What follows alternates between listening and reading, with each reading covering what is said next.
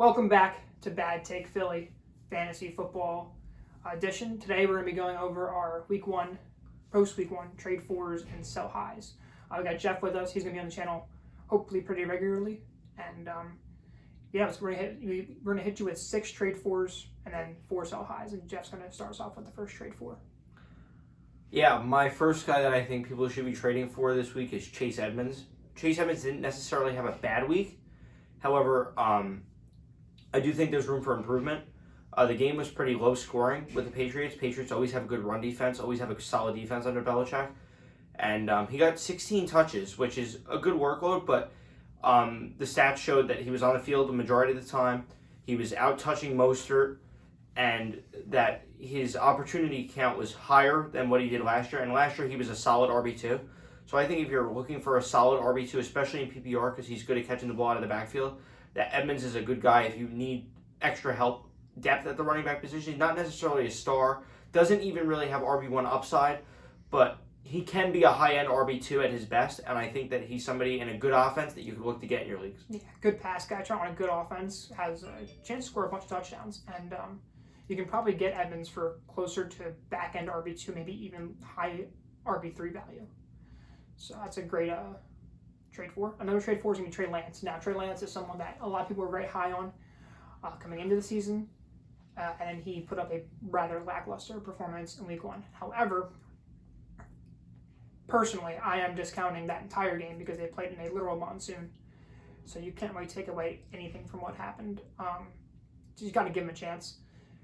I think Trey Lance is someone who has mid QB1 upside, and you can probably get him right now for like high QB2 value. So whoever the Trey Lance owner is, if you have, let's say you have a quarterback like Kirk Cousins or Aaron Rodgers, like someone who's not that great. Stafford, yep. One of those guys, or the Dak Prescott owner. Yeah. Send away like a flex piece and see if you can get Trey Lance, which I think will be a big upgrade for you. I agree. He played in a monsoon. The game just tempo, again, another low-scoring game. Not a lot of need for fantasy points. And also, you mentioned it earlier in the week that he did have 13 rushing attempts. And they did just lose Elijah Mitchell. So they are going to be throwing the ball more. They're going to have inexperience at the running back position. They traded away Sermon. They cut Sermon. They cut Sermon. And they just don't have much depth at the running back position. They have, Shanahan always works his magic with those young guys, but they're going to look to use Lance a little bit more on his legs. And he could get some goal line touches too. Another guy that I think a trade for, and I don't really have much to sell you with, but Mike Williams was awful this week. Downright awful. Keenan Allen has a hamstring injury. They said that they're going to take it easy with him. He's getting older now. They're going to ease him back. The Chargers have bigger aspiration than the regular season. Granted, they're going to need to win regular season games to get there, but they're not going to force Allen back early like Godwin did, and he got hurt again. It wasn't necessarily the same injury, but hurt. They paid him a lot of money in the offseason. They're going to look to use him. They have to use him. They have to use him. Yep. The division is going to be high scoring. I've seen good offenses. Denver didn't look great last night, but their offense is going to start to click. Raiders are clicking. Chiefs are very much clicking. So the games in the division are going to be high scoring. Mike Williams is now the number 1 receiver on the Chargers in a high scoring offense.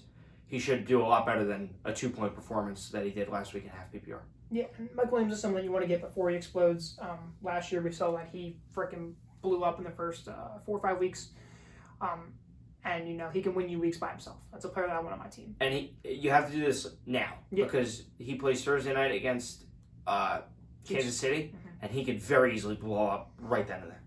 All right, so another player is going to be a tight end. That's Kyle Pitts. Now, Kyle Pitts might not be someone you can get for cheap. He was a 3rd-round pick in most leagues, sometimes a 4th-round pick if you were in a less experienced league.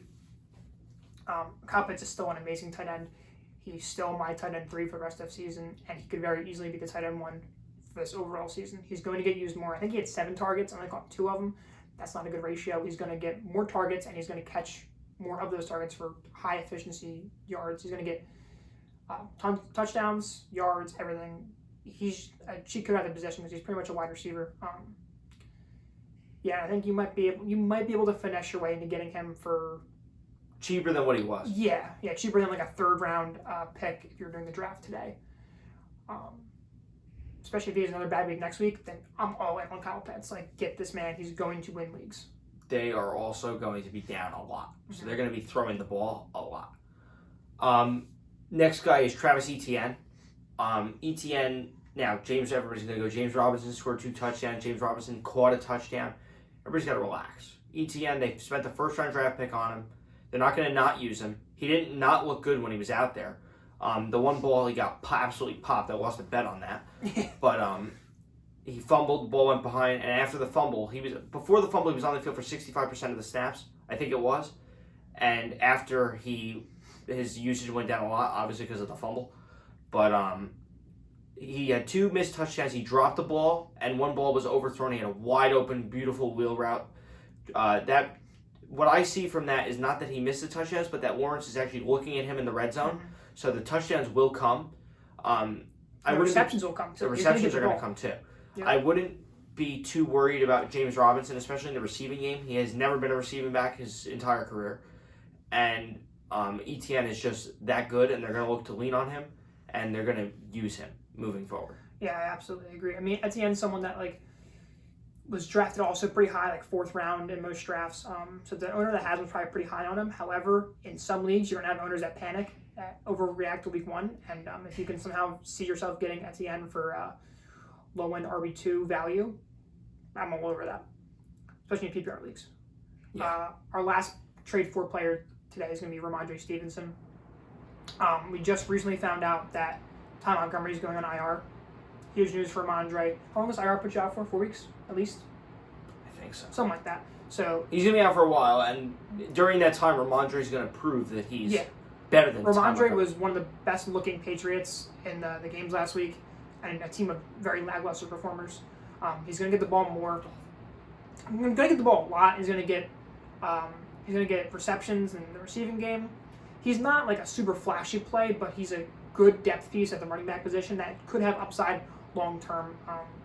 I'm still a believer that he could take over the RB1 role in New England long term, and if that's the case, then he's probably a mid to high end RB2 towards the back end of the season this year, including the fantasy championship. And also, they scored 3 or 7. They did not score more than I think it was definitely less than 10. Their offense looked awful, and they're going to look to switch things up, and they're probably going to look at the young kid to bring some explosiveness to the offense because the offense looked absolutely terrible.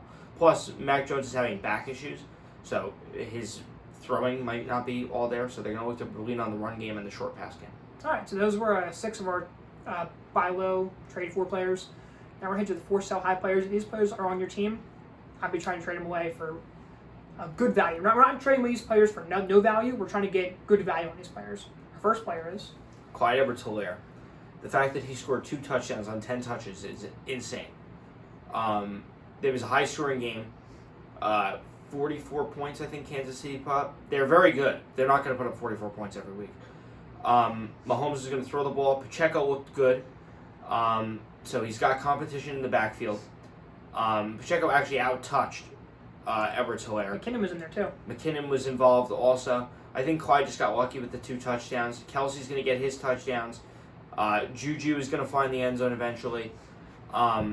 I just think that the production for the amount of times Clyde touched the ball was insane. So I would look to trade. Yeah, I think Clyde put up an RB1 week when, I think in the Kansas City offense, it's going to be a lot of a new guy every week who scores the touchdowns. Mahomes said that himself. Yeah. So I could see Clyde going out next week and still having 10 touches, but his 10 touches equating to 44 yards, 7.4 fantasy points, which is going to make you very upset. If I could trade Clyde for mid RB2 value right now, I would absolutely do that. If you could somehow get Clyde for Etienne, smash that offer, all over that. Our next player is someone that is probably on your bench, but Robbie Anderson had a very long touchdown this week, a 75-yard bomb, and he ended up having a pretty solid fantasy because of it. The Panthers offense is not super attractive for me to have players in, and then B, he's the third option there. DJ Moore is the alpha, and then Christian McCaffrey is also an alpha. There's not going to be enough targets for Robbie Anderson to produce consistently whatsoever. You see this every year with him. He's going to put up big weeks, and he's going to have weeks where he puts up a goose egg or 2.1 fantasy points, and you don't want that in your team. So if you can give Robbie Anderson up for just a viable flex option, or Ramondre Stevenson maybe. Absolutely smashing that. Next guy is Jarvis Landry. Jarvis Landry, I think, went over 100 yards. I can't remember the last time Jarvis Landry went over 100 yards. He also caught a touchdown and had a very productive week. However, Michael Thomas was on a snap count. I know he had a great fantasy week because he scored 2 touchdowns, but Michael Thomas was on a snap count. That snap count is only going to get higher throughout the season. And they also drafted Chris Olave. And I think Chris Olave is going to get used. I watched him at Ohio State. He's a good route runner. He's a great route runner. He gets open, and he's got big play potential. I think that the Saints are going to look at him a little bit more as the season goes on. And also, Kamara was dealing with a rib injury. You have to think he's going to get more than 6 carries a game. So there's just going to be less. Everybody's going to pick at his workload a little bit. And Jarvis Landry also... did he score a touchdown? I'm pretty sure he did. Oh, I know that. I think he did. Even if he did or didn't, he's not a player that usually scores touchdowns. Like, he's not going to score a touchdown every week. He's not going to score probably 5 touchdowns in the whole year. But I'm going to check that. Yeah, I don't think he did, actually, now that I say it. Because Michael Thomas scored 2, Taysom scored 1, and they only scored like 26 Yeah, I think Jarvis Landry didn't score a touchdown, but he did have a ton of yards. I think it was like well over 100 yards. No, he didn't score a touchdown. He had 9 targets, 7 receptions, 114 yards. Yeah, he's not doing that again. That's not happening again. No. Unreliable offense. He's not going to score touchdowns. He's maybe a flex play at best. No, I wouldn't call him a flex play. I don't want this man on my team. He's a decent like wide receiver 5. And he's old. Trade him for another flex piece. Trade these guys for flex pieces. Our last player is going to be Miles Sanders.